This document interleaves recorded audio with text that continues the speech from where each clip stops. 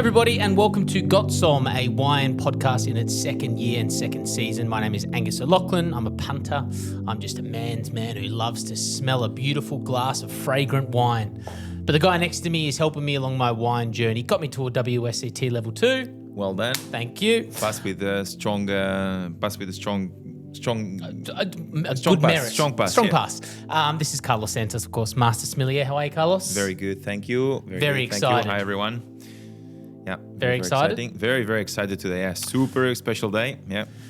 In front of us, 6 bottles of wine. We'll probably get the time to go through 3, but we're not the ones who are going to be talking about the wine. We're going to be asking the questions to Nicolas Langer. Hello, Nicolas. Hi. Hi, Angus. Hi, Carlos. You're a man of many wine hats, but today you wear Robert Weil. As Carlos described to me on the phone, you're... it's just crazy, amazing Riesling, yeah. German Rheingau, like some of the sharpest. Don't be Rieslings, he's blushing. tender. You said one of your favorite. And one of my favorite, yes. I would say probably my favorite Riesling. So Wow. Yeah, Welcome privilege. to Australia. Thank you. You're German, Yes. living in Germany. Yes. Okay, so you've flown over here for wine tastings with Australian producers or auction houses? Mostly really so we have a great partner here in Australia that imports our wines for almost 20 years. Shout out to Bibendum. That's a really great company that has, as I said, imported our wines for Australia for almost 20 years. And I'm meeting mostly restaurants, I'm meeting great sommeliers, I'm meeting great retailers. They're keeping me busy. So short nights, but very intense and great days. Good thing is Riesling has a lot of acidity, so that Keeps you awake. Keeps you awake. Yeah. Definitely. It's the Red Bull of wine. And your first ever podcast, which is super awesome. Exactly. I'm super excited. I'm actually a little bit nervous. Well, you shouldn't be, mate, because what we're about to do is pour the first of the wines in front of us. Always a great icebreaker and we should also point out there was an episode a while back that got turned into a meme online, which was when Carlos and I had to record an episode at 10 a.m. in the morning, and it was a Pike's Riesling, and we were like, whoa, welcome to whatever day it was recording, and here we are trying multiple Rieslings at, 9:40 a.m. So what a way to wake up. Forget the Wheat Bix.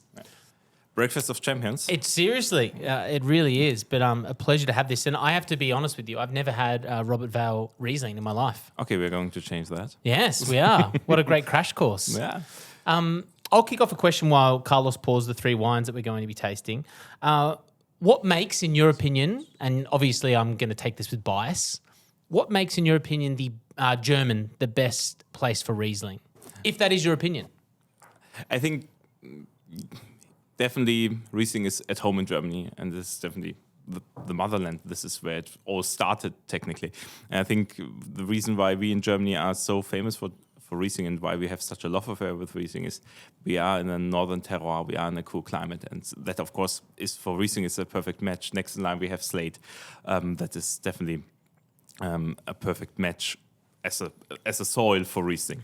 At the same time, I also believe I would never dare to say that we are the best producers of Riesling because we are definitely in the top class. Of course, we are. Let's say to keep it in the football, we play Champions League. Champions League. Yeah. I've been watching that Wrexham documentary. I get that now. That would have been lost to me before, but now I understand. Perfect. Top of the class. Top of class. But I will say I always admire tasting the great Rieslings of Australia, for example. I think Australia is definitely also mastering Rieslings. They're definitely a very different style, a very sharp style.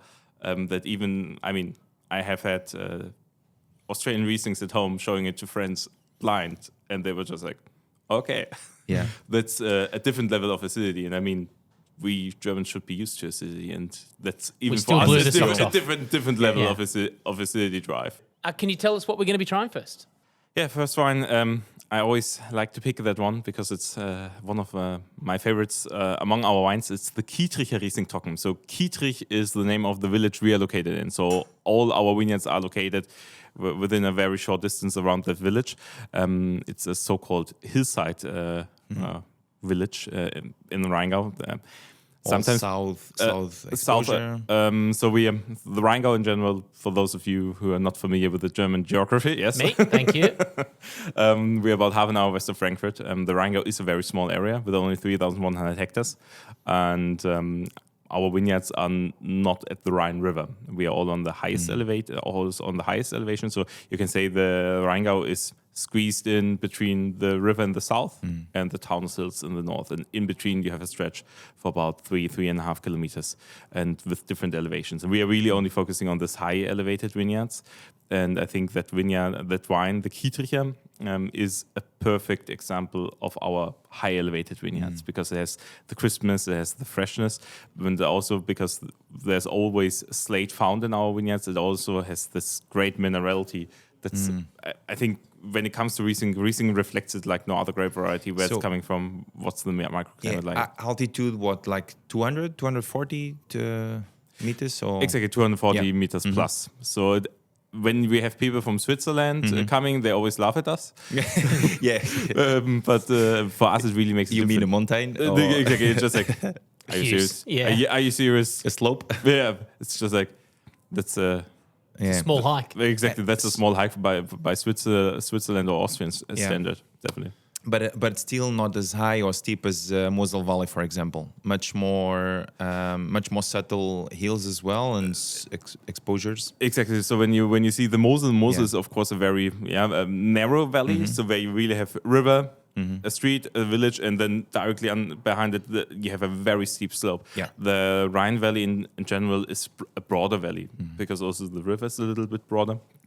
One thing that you also have to consider is really that the Rheingau was a coastline 35 million years ago, so it was part of an ocean, and this is what makes the Rheingau also a little bit special. But this is also why we have a little bit a wider valley compared to what you see in the Mosel. So would that be a little bit of an influence, a little bit like Chablis was, with the soils actually giving a lot more of that, I guess, saltiness and strong sense of minerality and stuff, or do you think? Yeah, definitely. Yeah. I think what's maybe connecting us a little bit when you look in Burgundy all over is that in Rheingau you can really taste the differences in the different villages quite heavily, because the Rheingau, talking again, of course you always look into Mosel, you look into other areas, and in the Rheingau it's really that way that we have so many different soil types. Yeah. From village to village, and even our vineyards, even though they are all located within village, they can differ quite heavily from each other, and therefore, Riesling is just the perfect grape variety to transport that in the glass. Well, we've got the glasses in front of us. I've already had a sneaky little sip. What should I get? What for Robert Weil? What are classic characteristics of the Riesling? And then what do you look at as differentials to judge between the glass if it was a blind tasting? I mean, what we always try to make is, or what we don't want is, we don't want to have an overripe fruit. So we want to have a really crisp and fresh character. I think this is, for example, something the tension. We also want we want to have ripe fruit, but nothing overripe. In the meantime, that has actually become a challenge in Germany. Today we're tasting 2021, which was more a cooler vintage, and therefore that challenge was not as crazy as, for example, in 2020 or 2022. Still, you want to avoid overripeness from us. Even though you are in a slightly warmer region as well of Germany, right? So much warmer than the Rheinhessen or no, Rheinhessen and Pfalz are actually warmer. So for example, when they are done in Pfalz, in some parts of the Pfalz with Riesling harvest, we are just starting. So for example, in 2022, we were about 10, 11 days behind them. When it comes to harvest, so within 100 kilometers. So we are a cooler area, but still the Rheingau is always richer than the Mosel. This is something very typical. So we always have a little bit more richer approach. What are we tasting and smelling on this for you?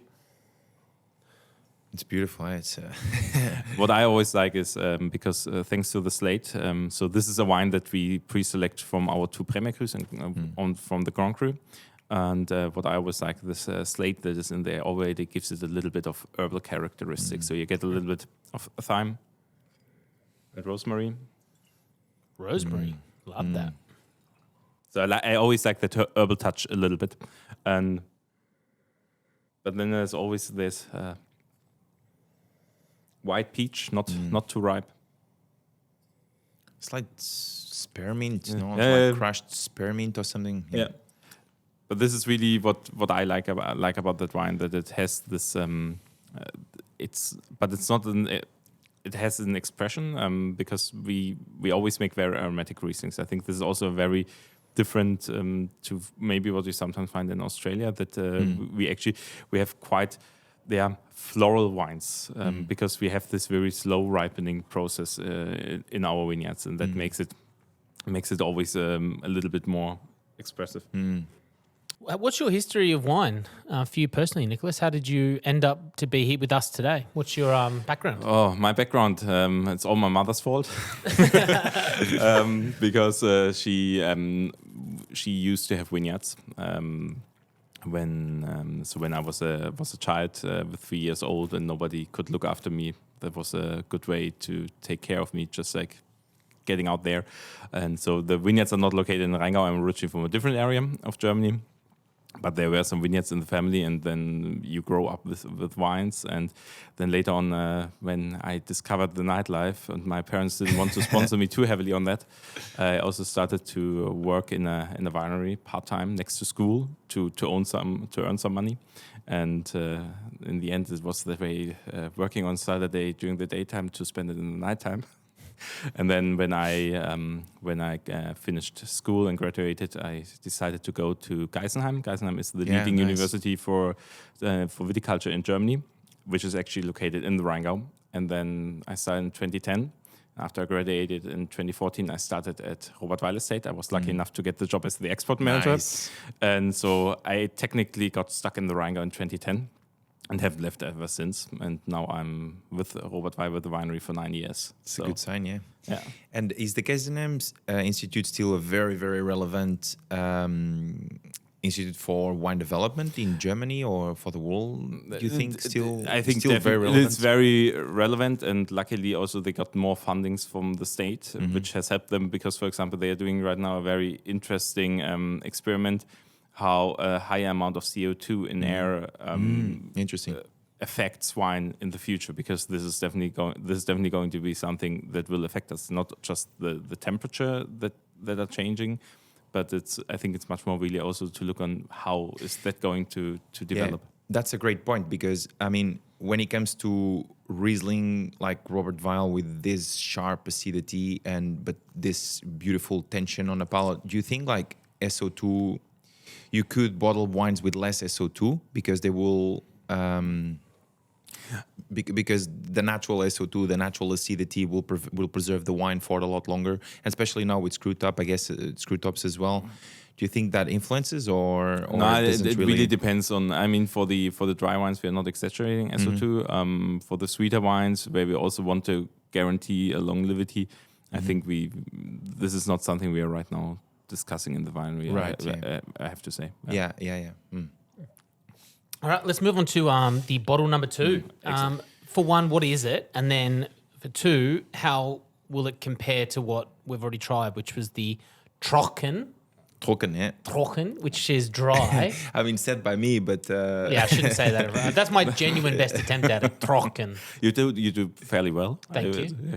Trocken, yes. Trocken. Trocken. You got to roll the R. Yeah, that was good. It's good. Yeah, Trocken. Yeah. Trocken, the German word for dry. So every time we see Trocken on the label, it's going to be dry wine. So it's going to be another dry wine. But this is now, as I said, the Kiedrich, the first wine, is a blending of the 2 Premier Crus and the Grand Cru. And this is now one of those Premier Crus. So this is now Turmberg Erste Lage.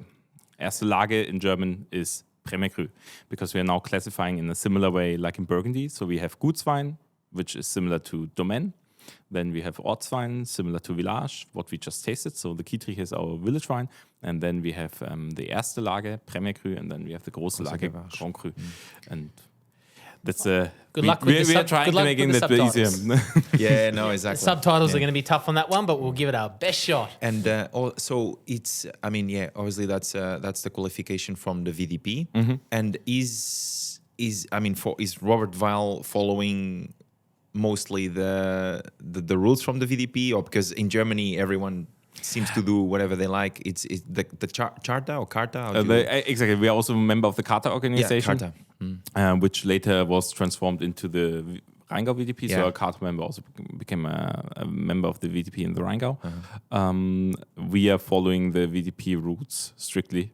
I think it's also for the better because You are on off, yeah. yeah, because my boss is also the regional president, so Right. All right. would maybe not hurt to Gotta stay follow within the the route. guidelines. Yeah, exactly. Oh, to yeah. follow Okay. to follow the guidelines. No, but for us, it's the classification was very important. Because with the biggest struggle that you have with the current German wine law is that the wine law technically it has vineyard sites, but in the end the vineyard sites are just there for not even for just to label it in the end, but they are not classified. Were not classified in 71. It was just all about must grade. It was all about how ripe is the grape upon the time of harvest, but especially when you're growing Riesling, and especially in an area like the Rheingau, where vineyard sites have been classified since 1867 officially, it made no sense to not classify. And as I said, Riesling reflects the origin like no other white grape variety. And then you're suddenly saying from one day to the other, we in the end, quality is not defined by the origin, quality is defined by the ripeness at the point of harvest. That's simply not right, not correct. Yeah. This smells different on the nose. Yeah. It has a more sense of, for me, idiot by the way, has like more of a sense of minerality for me, like a little bit more. It also feels like it's not going to be as sharp on the palate as it feels like it's more mellow, A little bit more tropical. and also the almost colors. fresh. Yeah, the colors. A little bit more. I mean, to say that it's not a deep gold, of course, but it's a darker or a deeper lemon color than our previous. Yeah. Am I right in any of those assessments? I agree, in my opinion, but Yeah, 100%. I very much agree with that. I think it's the Thurmberg it is now really the single vineyard. What we are also doing is this is now from the older vineyards selected, and also in comparison to the wine previously, it's fermented drier and it's harvested on a riper stage, and it's 100% fermented in our large oak barrels. So this is something. Ooh, I just got a little goosebump, a little chill down. I'm not even kidding. I promise you, I just had a little like someone stepped over my grave. Have you ever heard? Oh my gosh, that was it's very, very good. wow. That is beautiful, high acid, just straight away. So, Just kind of and that's the thing with these wines for me. It's this is Erste Lage, as you say. So it's like a Premier Cru if you were to compare in Burgundy, and it's just that really, really sharp tension. And it's 2021. There's wines. If you open this in 10 years, in 15 years, this is almost a shame to open these bottles today. But if you open this in 10 years, 15 years, it's a different beast. well, here's your question then. Nicolas, do you prefer aged or new Riesling? Aged. Aged, always aged. Yeah. I think I'm driving other people crazy with that, but I always prefer aged, because I think these wines right now, as much as I like to show them, when I left Germany, we just had a big presentation from the VDP in Mainz, and we presented the 2022 vintage, which is very opposite to 2021, but also very gorgeous vintage. Still, I always like my Rieslings with a little bit of age on them. So, for example, right now to drink 2016 is a wonderful vintage. I think 2012, for example, always delivers from my point of view. But also vintages like 14 and sometimes even 13 can be lovely. That said, I mean, my personal cellar sometimes is a little bit too limited to go down much more, or I'm sometimes maybe a little bit too impatient. Yeah. But at the same time, when we sometimes open bottles at the winery, we're in the very great position that we have a library that dates back to I was 1890. just gonna ask. 1893 is the oldest vintage that we have there. I haven't Wow. tasted the 1893. I'm gonna be chasing Bibendo maybe. When you guys bringing some? So, I guess if you have a winery, Robert Weil, for example, you would always keep at least one bottle of every wine you've produced, right? And that's what you're saying. That's your library. Is you just have every back vintage of every bottle probably created, or just the equivalent of the Premier Cru stuff? No, we always keep, even from our entry-level wine, cool. which we are not tasting, but which is in front of me. Yeah. We always keep some bottles of that, not for late release, just also for just personal reasons, just to taste that after a little while. And in 2018, we actually did a vertical tasting of our entry-level wine from vintage 2017 down to vintage 1990. And that was really... That was a big afternoon. That was a really cool night. And that was... Because also we tasted it... it was a blind tasting. Not blind, it was a blind tasting. Yeah, we got it, yeah. Got it in Australia, always add tasting to the end. Because there'll be someone who in the back of their mind's going, I wonder if he means... Yeah, blind tasting. So it was a blind tasting. We invited several journalists and wine bloggers from Germany, and they all tasted the wine. And we were a little bit, let's say, we were not really nice because we didn't tell them what they are going to taste. So they it was a real blind tasting. And so they tasted the wines, and we didn't make it easy for them because we started with vintage 2010, went down to vintage 1990. And then started again with 2017. Oh wow, you jumped. So it's so just like to make it a little bit more complicated for them, and I think everyone was surprised how well even the entry level aged. So I still think the 2004 of that was a stunner. Also 2001, but even 2003, a very hot year in Germany, was absolutely a stunning wine. So if you find something out there, don't be afraid. I think right now 2021 to come back to that. It's a beautiful. These wines are beautiful babies, but they are just like there's so much more to come. It's a little bit with like humans because we let's say all of us look pretty as babies. And you haven't seen some babies, some ugly kids out there.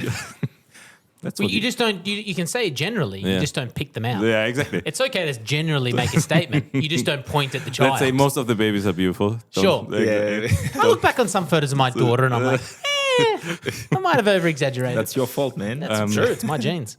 But as we grow, we simply we get more beautiful, or we get more character, and I think that's the word we are looking for. We are getting more character, and we are getting more defined. There's more to see. Let's say sometimes also you sometimes have babies, and you're just like, okay, they all look the same. Well, the expression does exist, aging like fine wine. And we talk about someone like a George Clooney, for example, aging like fine wine. So that's where it comes from. Speaking of wine, we have limited time with you because you're a busy man. Let's get on to this third bottle. Is this the big boy? Is this the... This is now Grand Cru. But, I mean... We are 100% Riesling winery, and so of course we are not only having pleasure in creating dry wines. But in saying that, 100% Riesling. But I just saw something that say you guys doing some Pinot Noir in Rheingau, or yeah, we have a Pinot project. And we have a Pinot project in. Is there anything bottled already, or yeah, we started that with vintage 2016 because for us. It was always clear that we as a winery want to be 100% Riesling because we had like 2011 was the last vintage we produced Pinot Noir in the Rheingau. It was just one vineyard, very small, and we said for us we want to be 100% Riesling because Riesling is what works best in our vineyard. So to say it a little bit more provoking, it's why should we waste excellent Riesling vineyards on Pinot? Correct. It's the same. You don't think about growing Riesling on an excellent Pinot vineyard. I think that's just like you have to find out what works best in your vineyards.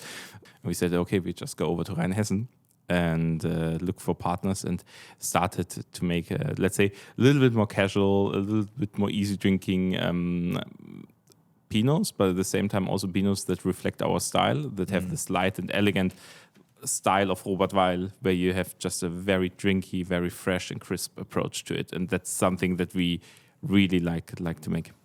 Now, Nicolas, I've told you I've never had the privilege of trying Robert Weil wines before, but I have this third glass in front of me. I think it would be disrespectful if I attempted to say the bottle name. Would it be? Kiedrich, Grafenberg, Spatles. Yeah, pretty good. Close? Yeah, very close. What is it though? It's the Kiedrich Grafenberg Riesling Spätlese from vintage 2021. So you were good. There's a sweetness on the nose. Exactly, because now we are late harvest. Now we are late harvest. So what we're doing, and so as much as I like Thurmberg, I'm a Grafenberg lover. I think this is now concrete. This is our finest vineyard site.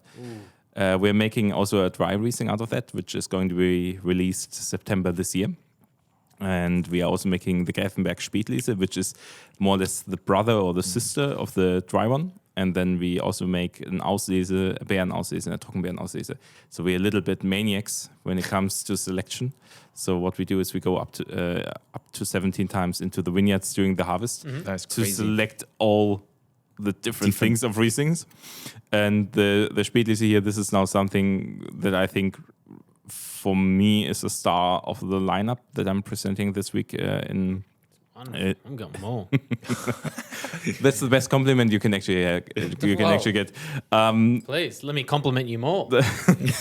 So the Spätlese late harvest, because this is something where I think the Rheingau has an enormous strength, because we can produce these wonderful, elegant, aristocratic Spätlese styles that on the one hand have the tension, have the body, but at the same time are also purely elegant. And this is, for example, if you have this with, talking again about age, if you have this with 20 years old and you're having a schnitzel and a potato salad with it, there's hardly anything that can beat that.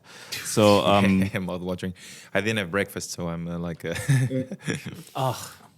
That is so delicious. Yeah. Oh my gosh. Yeah. Because we had the only thing that I can sort of compare this to. I'd never had dessert wines before this podcast. And last season we had the Noble one from Di Portelli. Yeah, well, the closest we had was Spätlese from Schloss Vollrads. We did have the Schloss Vorrads, which yeah. is next door. Last year's season was $30 our budget to find the best budget it bottle. was up to $30 budget bottle of wine. So, and I did bring a Schloss Vollrads because my favorite grape variety is Riesling, and But this is, I mean, I'm not comparing the Noble one, a sweet wine, with this. But there's got to be botrytis used, obviously, here, right? Is that the process No. of making? No. Fantastic, because that's what I would have thought got Late the sweetness harvest, in the yeah. wine. It's just purely waiting for the over-ripeness of grapes. You harvest really purely golden berries. So especially when you compare, so as I said, the Großes Gewächs, the dry version, and the Spätlese are like brother and sister. And for the Großes Gewächs, you're looking for a little bit less ripe, a little bit crisper selection. And then for the Spätlese, we really go into this very golden colored but healthy berries. And these are the berries that we are looking for. And the Spätlese, therefore, it has a very high-toned acidity and has this wonderful complex aromatics. So, of course, here now for me, always these wines remind me like, I always see it as a very ripe peach, but not an overripe peach. Where it's just like where you have the feeling if I touch it now, the juice will come out. So it's just like this, but nothing really just like ripe, but nothing overripe still. So nice. And the acidity is just rolling in. But this is a very typical Gräfenberg, because Gräfenberg always has this more, it's directly next to Turmberg. So the two vineyards are directly neighboring each other. And the Gräfenberg simply has this more generous, a little bit more rounded, more full-bodied character, which I really like. And this is just like something that gets better and better. And we just opened the bottle, but I've tasted it now several times this week, and sometimes even this week it had some touches of black tea, and it's just like it's an ongoing wine that changes ever and ever. Oh, very good. And you produce the Kiedrich Grafenberger at every level. That's one thing. That it's a statement on the website that says Robert Weil has this vineyard that it's the only crew in the world that produce 34 consecutive vintages of Insane. Trockenbeerenauslese, Beerenauslese, and Auslese. Crazy. And Yeah. Spätlese, not to forget that one. Could you explain a little bit what that means for them? What that means? So we are really doing all these for me, the Spätlese, this is a fruity version of Riesling. I don't like to call it sweet, because I think when you call it sweet, then it immediately My mind goes to, Yeah. if we were to say, exactly. Then your mind goes immediately to that's a dessert wine and everything. That's And I'm just like, especially, I mean, here in Australia, you probably, I don't know what it is, but you have such great Asian food. You have such great spicy foods. especially here in Melbourne, also in Sydney.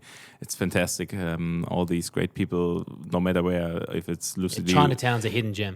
Gin, True. it's just, Oh, yeah, just Gin so, Gin. Yeah. it's just so amazing Flower for drum. me. Always I go to places when I come down here, and when you have this with a Spätlese, it's brilliant. So. Of course, Grevenberg Spätlese, late harvest. Then it comes to Auslese, which for us is always also a wine where we say we don't want botrytis in that. Right. Botrytis is something that we really reserve for Beerenauslese and Trockenbeerenauslese. What is happening is that during the ripening process, we are getting a fuller, more riper style, and also the Auslese berries.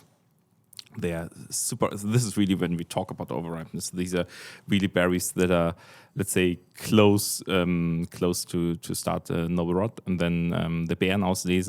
This is then when we are seeing noble rot. So when we have these shrumbled, and then in the end, for the last selections that we do, we really are separating a regular botrytis and let's call it super botrytis for Beerenauslese and Trockenbeerenauslese that we can really differentiate. What you also always try to make is Eiswein, but Eiswein is a different story. But this has become more complicated in recent years due to global warming.